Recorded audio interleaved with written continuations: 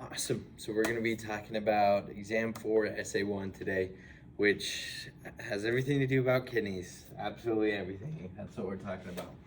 Okay, so before I read the questions, there's just a little diagram that kind of helps point this out, what we're talking about today.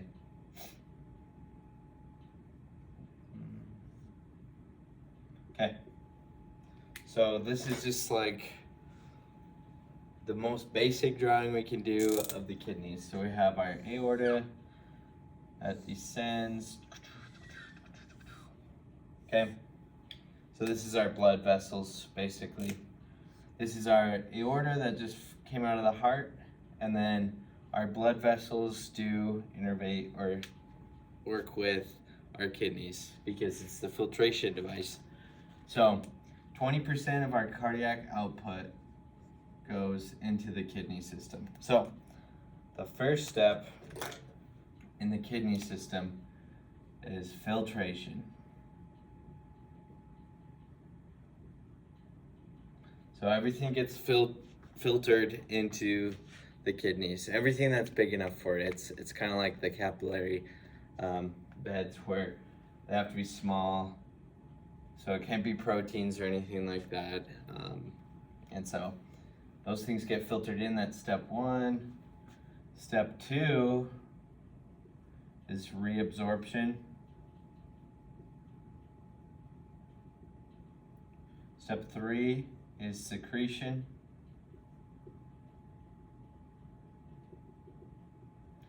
Step 4 is excretion.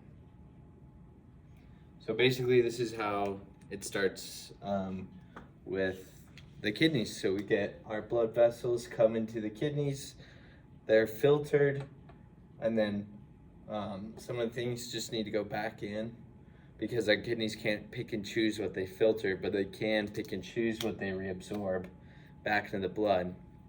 And then some things still need to be secreted back into the kidneys right before excretion or urination. Okay, so that's kind of like what we're talking about today. And I'll be going in order of 1 to 4 in answering the questions as best as I can. And so we'll get going with that. Okay, the first question is discuss the process of filtration. In your discussion, describe the filtration membrane in the renal corpuscle and the pressures involved in filtration. Okay, so if our kidneys have this shape like this, right? They have the cortex, which is like the outside, and then they have the medulla, which is like the inside. And I'm doing a terrible job, but these are the renal pyramids, which hold the nephrons. And so if we were gonna zoom into this, it'd look like a bunch of these things like this, which those are nephrons. And so we're gonna zoom in even more on the head and make it look as simple as possible. Just a simple nephron.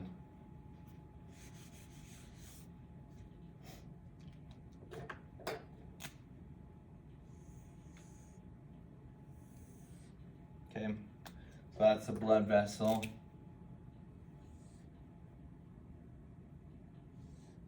And this is the nephron when it innervates on the blood vessel. And so yeah, these little heads, and I'm probably gonna butcher this, but look at the glomerulus, and so we're looking at the glomerulus right here, and when it's filtering and stuff like that. So it's a lot like the capillaries that we went over. Sorry, that's just hard to see on the video. Okay, there we go. Where there's pressure on the inside, outside, that pulls the things in and out. So we have the hydrostatic pressure within the vessel. We have the B-cup because we have things inside, outside. We are missing two things. There's no lymph nodes to suck up all the extra fluid. It's a very closed circuit system, or closed system. And then we also don't have the interstitial colloid osmotic pressure, but we do have the glomerulus hydrostatic pressure. So there's a pressure on the inside that's keeping things from being filtered. There's a pressure within the, sorry, I'm writing this wrong. And with the B-cup that wants stuff to go in, and then the hydrostatic pressure that wants things to go out. And so basically, as you can see, it expands a lot more on the glomerulus. And so the hydrostatic pressure is going to be greater than both of these combined. And so we'll get the filtration that goes in and out. But sometimes, you know, we understand our blood pressure decreases, our blood volume decreases, and so this will want to decrease, but it has to have that hydrostatic pressure. And so the kidneys are a closed circuit, like a closed circuit system. It needs to take care of itself. And so this, I guess, will answer the next question. Discuss how blood flow may be regulated to the glomerulus. And so if we were going to draw this out a little bit more out here, we have the glomerulus, proximal tubules, descending, ascending. Right here is the macula densa. That's an important spot right there. Well, the cells there are called the macula densa. And we're going to do purple for the blood vessels because the red's not showing up very well. So the blood vessels will come through the macula densa, through the afferent arterioles. They come, insert on the glomerulus, and then they leave in the efferent arterioles. So basically, this is a sensing box for the blood vessel before it reaches the glomerulus, okay? And so this box will sense the sodium chloride content, or basically just how much, you know, there's the stuff inside of the blood. If there's a decrease in stuff, it'll sense that. Increase in stuff, it'll sense that. And right here is where we will get either a vasoconstriction or vasodilation. And so everything that we've learned before is backwards about vasoconstriction and dilation. We've heard that vasoconstriction causes increased blood pressure, while vasodilation decreases blood pressure, but we've only been talking about this side of the constriction.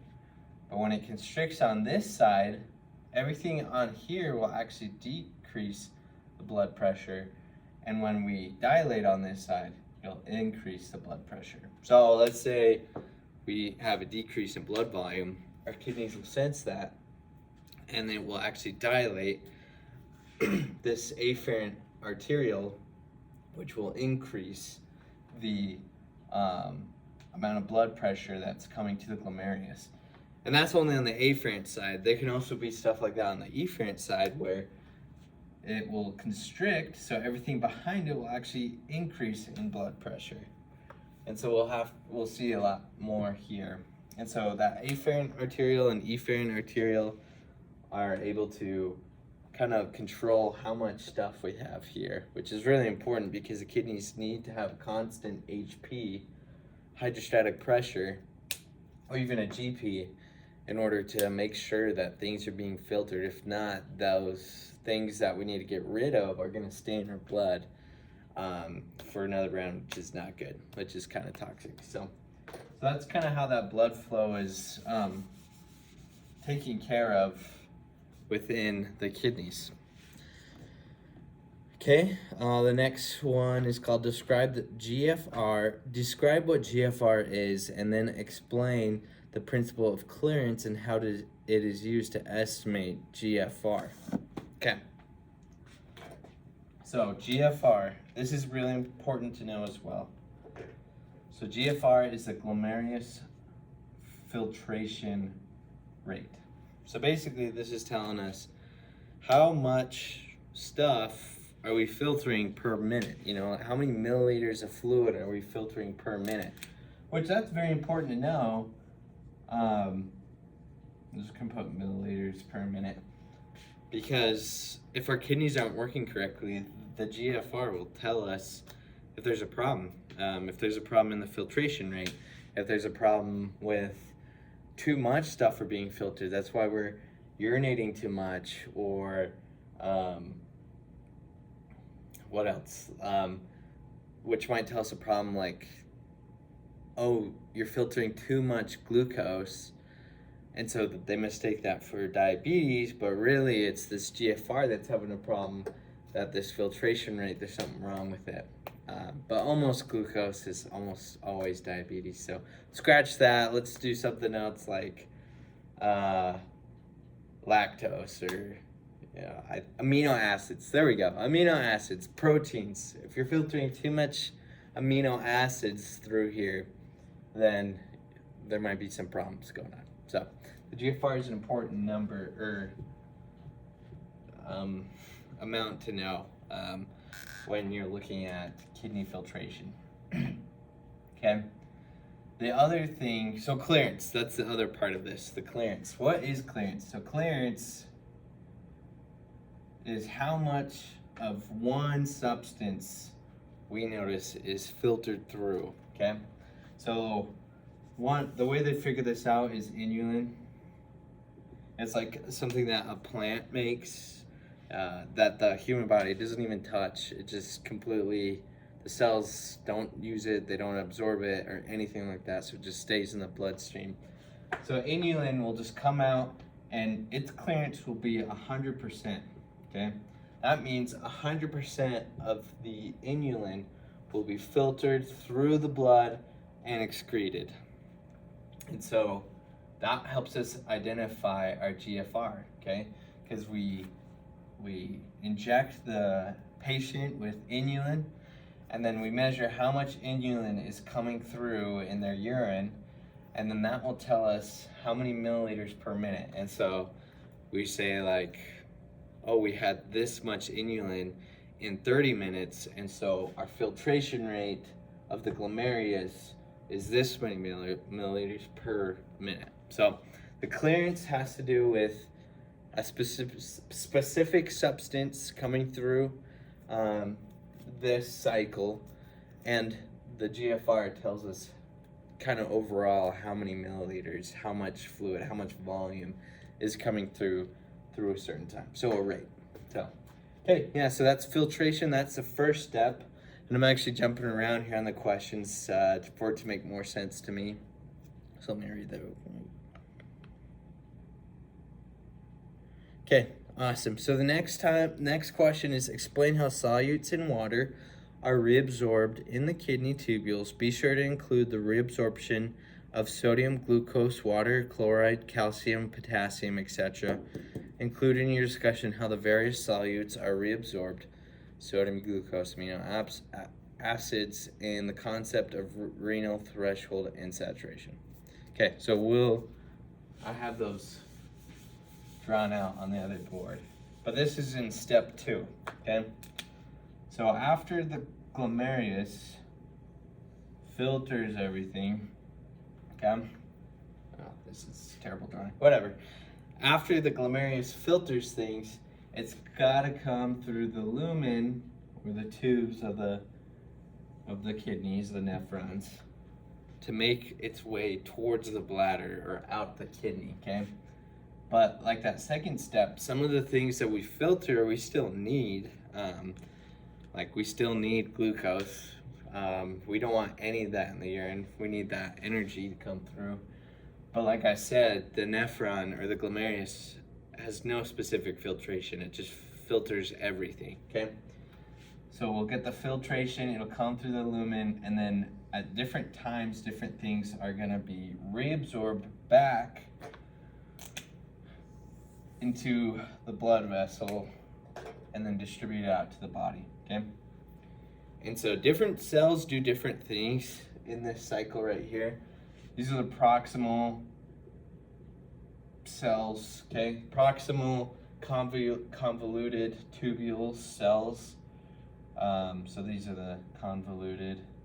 These ones are the straight, proximal straight tubules. I don't know how to spell. Descending tubules are right here. Ascending tubules. And then, like I said, right here, these are the macula densa tubules right there. Okay, so I've kind of drawn those out across the board, so we'll just move down here. Okay, so the first one is the proximal convoluted tubules, which this one is very important. A lot happens at this one, okay? So what's important to know is that 70% of the sodium and 70% of the water is being filtered back into the blood, okay? Or reabsorbed back into the blood, okay? Over here, just real quick, we always have a sodium potassium pump. We always gotta have that. What is it? We always gotta have that going on to create that gradient, chemical gradient, okay? Up here, what I like to draw is the sodium coming into the cell, okay? And then this is a symport system, so it'll go with something. And there's multiple of these that do different ones, but I just like to put that glucose, lactose, and amino acids are all being pumped, are being symported with the sodium at 100% rate. Okay? So, very, very simple that all those things, we still need amino acids, lactose, glucose, brought back into our bloodstream. Those are going to be used later. We have protons or hydrogen ions being antiported with the sodium. Okay? And that leads us to the next important thing, okay? So our hydrogen protons, we got the sodium bicarbonate, or just the bicarbonate, I guess, floating out in the lumen, because we're talking about acid base, so we gotta have this outside. The thing is this molecule is too big to go inside, okay? And so what happens is hydrogen ions plus this get converted, or the sodium, or the bicarbonate is what I should say. Bicarbonate, there we go, gets turned into carbon dioxide and water, okay? And then these things are able to enter the cell, and I forgot what this protein does, but that's what does the converting of these. These are able to go into the cell very easily, and then they are switched back into carbonate, bicarbonate, and hydrogen protons, which then these are symported out with sodium back into the interstitial space or the blood. So, okay, so that's how we move a majority of these things through the cell back into the blood.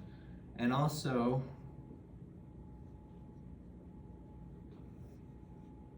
these cells are kind of spaced out. They're not like stacked neatly on top of one another. And so this will create a solvent drag.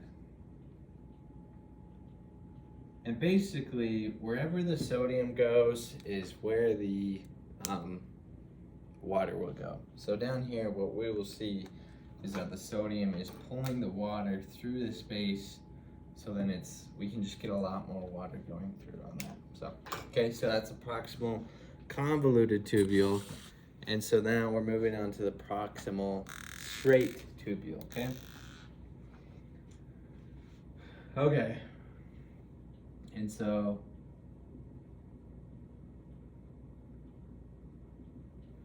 on this one, we have anions and hydrogen ions that are entering into the cell. Okay. Actually, I need to check. Okay, awesome.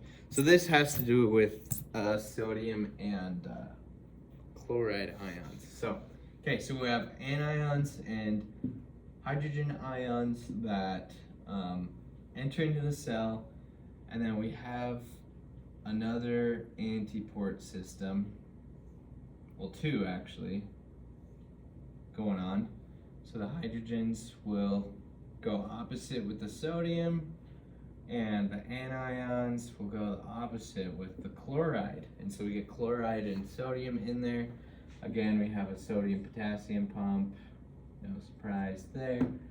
But down here, the chloride will get pumped out because we still need that to create the chemical gradients that we need in our blood and other cells and stuff like that. And so we get to see in the proximal straight tubule, chloride is introduced and is able to be pumped out. Okay, the next one is down here. Okay, I actually forgot my markers. Okay, and then we have the descending tubule. Okay, so like I said before, 70% of the water is like pumped out at the very first, right at the beginning. 70% is coming out. But in this one, this is where the rest of the water that we need is being pumped out through the aquaporins. And sodium potassium pump like always. So the aquaporins will pump the water through, and let's say like 20% because you still need some water for your urine. And so between this and the convoluted tubules, most of our water is going to be pumped out and put back in the blood. While the rest, there are still some more water going to be reabsorbed, but most of it is going to be excreted through the urine. So, okay, and then there's about two more, but I'm going to pause to draw those. Okay, so the last two that we have for reabsorption, or close to it, because one of these don't help at all, is the ascending tubule and the macula densa. And this really completes that loop that I was talking about, which is the loop of Henle, which I forgot to bring up. So it's called the loop of Henle, that nephron, and then the thing that moves around. Okay, so in this one, okay, the important part of the ascending tubule is that no water is being moved. So the aquaporins all shut down. And like I said before on previous cells before, is that they had this open space beneath it, but not anymore. So it's kind of blocked, it's tight, water's not going anywhere. And with all the solutes that are being in water, actually with all the water that's been moved out previously, like 90%, that's going to increase the osmolarity. So out here we have 600 milliosmoles of concentration of solutes, which is really important when we get back into the later on when we're talking about water reabsorption back into the urine. So it creates this high osmolarity difference, okay? But the cell isn't satisfied there, or the kidneys, I guess I should say, because we pump even more solutes. We actively pump even more solutes into the cell to get reabsorbed. So that's sodium, potassium, chloride. This is the sodium potassium pump. I'll just leave that there. And then the chloride and the potassium get pumped out and make their way back to the bloodstream. So, okay, macula densa. This is where I said reabsorption is kind of meh, because this doesn't really have anything to do. The water's still there being blocked, no aquaporins or anything like that. The thing that's coming in here is sodium chloride, okay? And so like we brought up before, the body's able to kind of control how much blood is going into the kidneys, which is really important for control, okay? And this is the cell that does it. So what happens is the sodium chloride content will go into the cell. These cells have sensing, so like they're sensors. So if they don't get enough sodium or chloride, it's really curious about the GFR. It's like, hey, are we getting enough fluid being pumped through here? Are we getting enough, filtration happening? And so when these are too low, this is where the RAS system comes up. And this is what we were talking about last unit in the cardiovascular. These guys will produce renin. Okay. Renin changes angiotensin into angiotensin 1, which touches an ACE receptor, which changes it to angiotensin 2. Okay. This increases vasoconstriction, so doing up, increases thirst. And the two that we're looking at today is aldosterone and the ADH, which we'll talk about later. Those are different questions, okay? And so the macula densa is really important for keeping these kind of all under wraps after reabsorption, okay? The other two questions that were part of this was, what is renal threshold and renal saturation? So in my studies, what I've found out is that renal threshold is basically when there's too much stuff to be pumped. And this, I guess we can see with diabetes and glucose, is that our cells aren't taking up the glucose, so it just stays in our blood. And then when it makes it to the kidneys, it's saying, hey, there's too much glucose here. We can't pump out 100%. We can't reabsorb 100% into the blood. There's just too much. And so that will go through the blood and out through the urine. And so that's kind of what renal threshold is. Renal saturation is when these pumps have their hands full. They can't, this guy's like full, right? There's too much. Well, I guess it makes sense. Like if these pumps are being preoccupied, the contents will go through and won't be able to go through the cells that they need to go through. And so it'll just, again, increase the concentration that we see at the end. So, all right.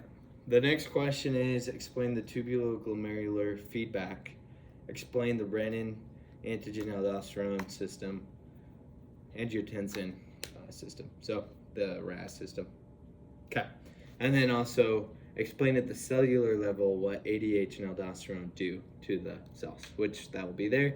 This is the feedback system. So we'll just focus on that a little bit. Okay, so this has to do with macula densa. Its job is to figure out if there's too much sodium chloride or not enough sodium chloride. And so in this, if we get an increase in sodium chloride, so if the macula densa is like, wow, this is too much, it'll release adenosine, which affects the afferent. So if you remember, the afferent came before the glomerular and efferent came after, okay? So this will affect the afferent, okay? That will constrict at the afferent arteriole, which means after it, there's a decrease in blood pressure. So we see a decrease in blood pressure, which means there's less pressure to push things out at the filtration step, which will lower the GFR, or how much fluid is being filtered through the glomerular membrane. And so in turn, that will even out the sodium chloride, and then this doesn't have to happen anymore. So on the reverse of that, if we see a decrease in sodium chloride in the macula densa, it'll release nitrite oxide, which will affect the efferent arterioles. That will dilate the arterioles, and that will increase the blood pressure, which will increase GFR, which will then even out the sodium chloride because there's more pressure to push things out. And so then that kind of regulates. So these are important. That's how the macula densa really regulates things. And it's really important, as you can see, because if we're filtering too much, then we get the threshold. If we're not filtering enough, then our body isn't getting what it needs, all the toxins out. So, okay, the second question, what is AD? Well, what is the? Let me just read the question again.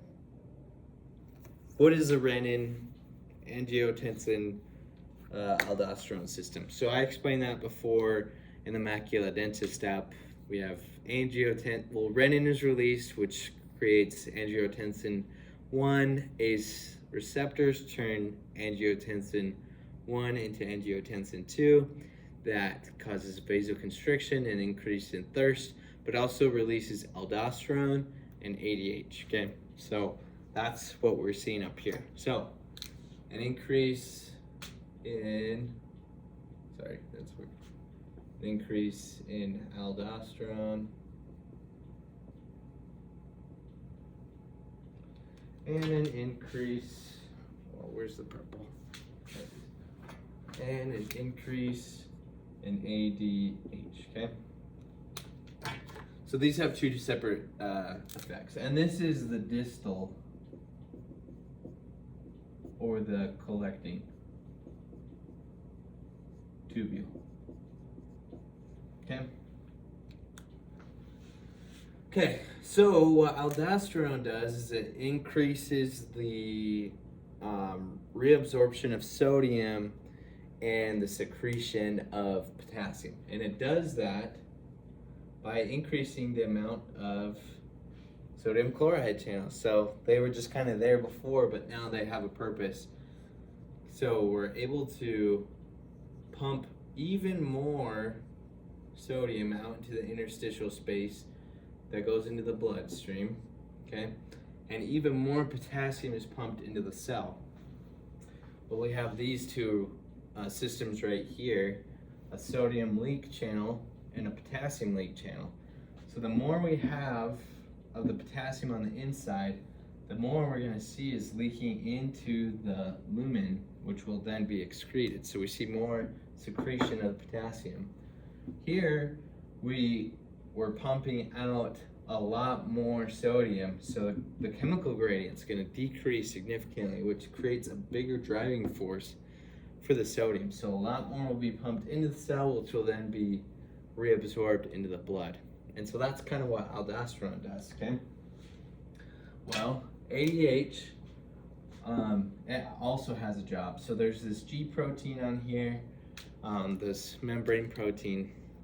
ADH is the ligand or the thing that it needs to turn it on. And so ADH will come down, bind on this receptor site, and we have a vesicle within the cell with aquaporin channels. Again, there's no water being able to go through. There's no active aquaporin channels until, or maybe there is, but there's not a lot, okay? And so ADH will activate this G protein. This G protein will send one of its subunits to this vesicle, and eventually this vesicle will make its way to the membrane, and we have a lot more aquaporin channels, which will bring a lot more water through the cell into the blood. And so that will increase blood pressure, and because more water is able to go into the blood, that will also increase the concentration in the lumen of things that need to be excreted. And so that answers those two questions, and then we're gonna jump into part 2. Okay, last thing, okay? And then you can get back to your day, whoever's grading this. In part 2 of this essay, explain how the loop of Henle is used to establish and maintain the renal medullary concentration gradient. explain how this gradient and ADH can work together to excrete urine of different concentrations, okay? So this is it all put together. What we've been learning, this is it, okay? So we have the glomerulus, gets all the filtration, and then the different types of cells that we're learning in the reabsorption and secretion work together to make this kind of roller coaster here, okay? So as you can see, what I've written here is this part is where the water is very permeable. This part is where the ions are very permeable, specifically sodium and chloride, and then again, water, okay? It's important to know that this is all just for concentration. So 300, to 600 milliosmoles, depending on where you're in the kidneys, okay? So we start out normal, it's 300 milliosmoles. As water leaves this, but the ions stay in, that will increase the concentration. So we get 400 milliosmoles, 500 milliosmoles. At the very bottom here, we have 600 milliosmoles. So the water is also stopped leaving the kidneys, okay? So, okay. And then also, I wasn't really paying attention for this part during class, but it'll get to 600 milliosmoles and then jump up to 400 right before it goes up on the solutes, basically. So then we get solutes leaving, and so the water hasn't come back, but the solutes are leaving, and so that will even out to 300 milliosmoles, 200 milliosmoles, 100, and then again it'll even out to 300. This is because it's trying to kind of make sure it's neutral and stuff. And so outside of these renal spots, we can see that they are that way outside too. And I'll explain what that means, because I realized that was very big, okay? So we have 300 milliosmoles on the outside, 400 milliosmoles, 500 milliosmoles, 600 milliosmoles. Eventually it'll go all the way down to 1200 milliosmoles. On the length here, one's nephrons, but this one, we're staying the same. So we can see that water leaving, and these all go into the blood, right? Because reabsorption, water that goes in the blood, we want to keep that in. That this kind of matches the outside because it wants to even out. And so there's more ions with each new step. Okay, so we can kind of see why this is following that pattern, because the water wants to go where the solutes are. So if there's more solutes out here, then the water will want to leave, eventually making its way into the bloodstream. More solutes, 500, it decreases to 600. Like I said, I don't know 100% why this is turned up to 400, but it just does. And then 300, 200, 100 as the solutes are actively pumped out, and then again the water. Okay, so that's how the loop of Henle works to make that concentration gradient. And so we can see how this concentration gradient is important for excretion, right? I mean, it makes sense that these kind of like change what we can see that everything's filtered here, okay? We push water out, then we push solutes out, then we push more water out to increase the concentration, because we really want to keep the water in the solutes, but we want to get rid of the waste, okay? And so this works to create that final gradient of what we excrete, plus other things like urea on the longer nephrons. But then ADH, how does that make sense, right? ADH, like we said before, creates more aquaporins on the collecting ducts. So I'd say it's about here. If we're saying descending, ascending, macula densa maybe probably up here, and then distal or the collecting ducts are down here. ADH will latch onto these guys, okay? And they will create more aquaporins to make sure that more water leaves, okay? So if we have more water permeability, we might see this drop from, instead of 300, or increase from 300 to 600, and then from 600 to like 1200, right? Like that, really quick. And so where it doesn't follow this normal pattern where it could just be 600 when it's excreted, it'll turn it to 1200. And so we can see that this gradient really changes what's excreted and how things are reabsorbed in the body or not. So these all work together, all the things that we talked about kidney filtration, getting rid of toxins, keeping the good stuff, and where the water goes, because that's really what life is about, is the water. So thanks for listening. I hope you have a good time grading this, or whoever's watching this. Thank you. We'll see you next week.